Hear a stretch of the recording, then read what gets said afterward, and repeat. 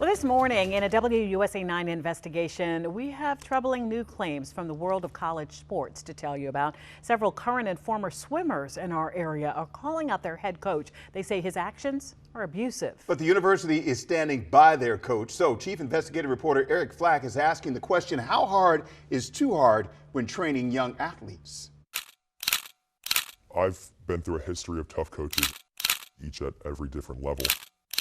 None of them would call us worthless, clueless students. These Division III swimmers at Marymount University in Arlington say they felt like they were drowning under the words and actions of their head coach, Chris Natoli. Tough coaching is pushing you to the best of your ability. Tough coaching isn't swearing at you and making somebody quit on the spot. Were concealing their identities because one of these swimmers is still on the team. Being a tough coach is part of college athletics. Was it over the line? There were just some lines that he crossed. In October, attorneys representing a half dozen Marymount University swimmers sent this scathing letter to school administrators, obtained by WUSA 9. It alleges a dangerous and toxic environment within Marymount swimming and a culture of fear, anxiety, and isolation created by Natoli since he took over in 2021. WUSA 9 has been unable to reach Natoli for comment. In one instance, a swimmer alleges he threw whiteboard markers at him. Another claims Natoli became enraged and slammed his hands on his desk. Natoli also allegedly followed a pattern of forcing athletes to continue competing against doctors' orders. Honestly, it felt like militaristic slavery. Attorneys representing the swimmers demanded a formal investigation by the school, and in a statement to WUSA 9, Marymount University said it is committed to fostering a safe, supportive, and respectful environment for all students. We take allegations of misconduct seriously. Then the question becomes, and so where do you draw the line? Dr. Yetsatakli Wosunu is a former track star on the Ghana national team,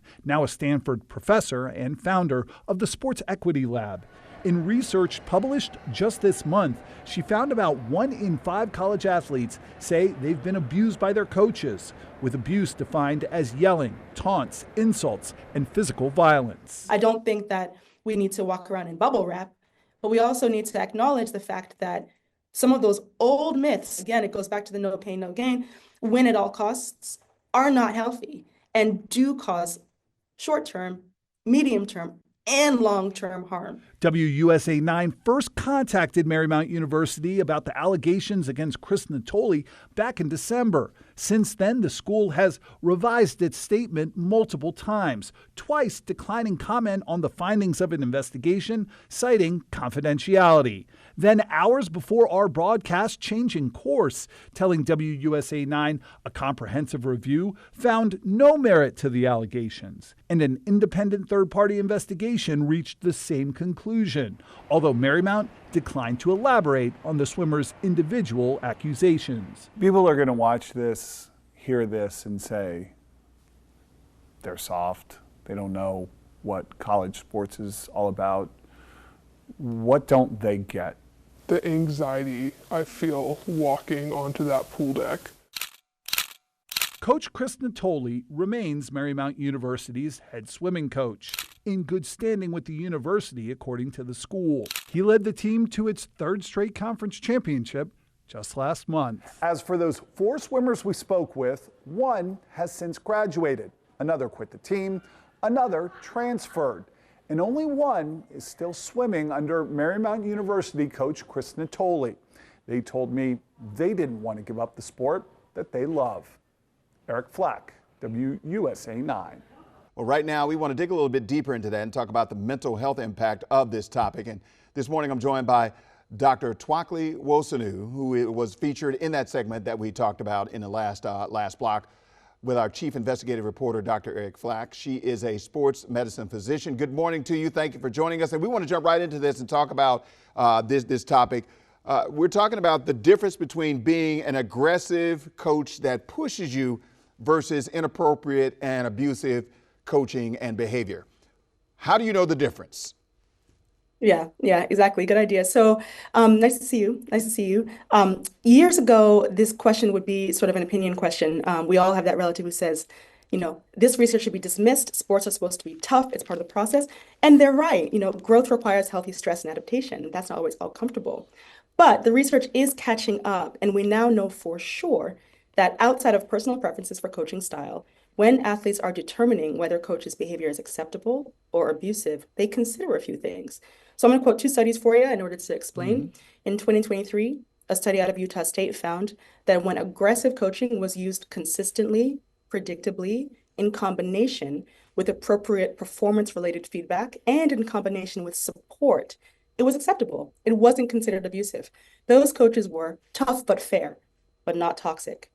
When aggressive coaching was used inconsistently, unpredictably, in retaliation, without any clear connection to performance, with no counterbalancing support, that wasn't okay. So athletes can discern between tough but fair and toxic. One more study, 2025, by my group, we found that when you're trying to determine whether a coach's behavior is acceptable or abusive, it can help to look for patterns and combinations, verbal and nonverbal, not just one or two behaviors.